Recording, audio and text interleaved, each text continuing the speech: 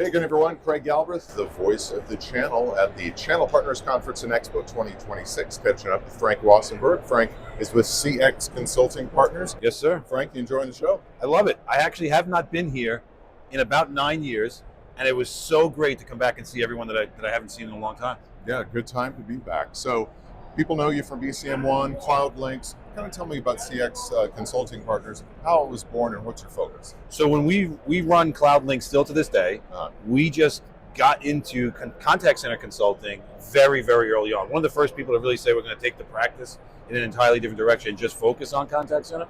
And when we decided to switch it, honestly, I got tired of telling people what Cloud Links did, and just being at shows and people saying, who's Cloud Links? So we said, listen, let's get a name that's a little more focused. And CX Consulting Partners was born out of really a simple idea of just continuing to focus on the industry that we were so good at. And we've just taken a lot of time to really generate interest in this contact center world, and it's been great to us. Fantastic. Let's talk about CX, contact center, the whole evolution of the business. You know, CX seems like a term we've been talking about for a few years now, but maybe not going back in time too far. Discuss that evolution and what partners here should know about CX. So it's interesting. The tricky thing about CX is that you're not speaking to the normal people that you would have spoken to in a normal channel community. You're speaking to an entirely different group of people. They have an entirely different vernacular, an entirely different set of goals, believe it or not.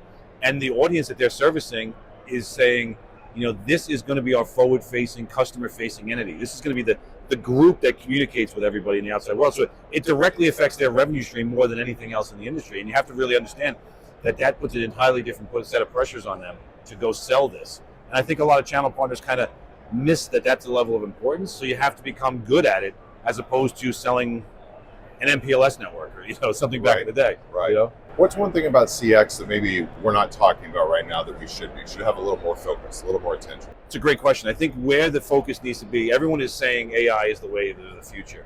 It's more of how are you going to do it? You have to answer the key question. My CEO comes to me and says, go get AI, go get something. The first answer they say is sure, where and how and when. Right. And these people have to figure that out. And you have to be able to answer those questions. And I think finding the right contact center tool is easier. Finding the right AI tool is harder. But understanding how social media strings together into these conversations, where it starts the conversation, it's something that people haven't even started to talk about, where social media's impact is on the business. Yeah. We talked to your colleague, Kevin Sheehan, just a little bit ago. I'm curious how the extended reality business applications that are happening over on that side of the business are sort of fit into that whole CX mode. It seems like virtual reality is something everyone should really be taking advantage of. It's a very interesting model. CX bleeding into virtual reality is not a natural fit. You kind of wouldn't say this is what it's going to do, but we're building apps that are allowing people to have a better experience working with a brand. So it's a natural extension when you really think about it. You can train your technicians to do something. You can train your chefs to do something. You can train your hotel staff how to speak to people, how to de-escalate a situation. My flight here, they had to kick a guy off the plane because he didn't like his seat.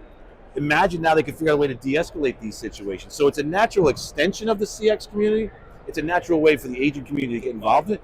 But it's something that not a lot of people have really thought about, but it does fit into a natural extension. Yeah, I wouldn't have thought about that for sure. Anyone who's watching this can come down to the Teleris meeting room while you're still here at the show this week and check out these extended reality business applications. We'd love to give you a tour. Be cool. Frank, thanks for your time. Thank you. I appreciate it. All right. Thank you.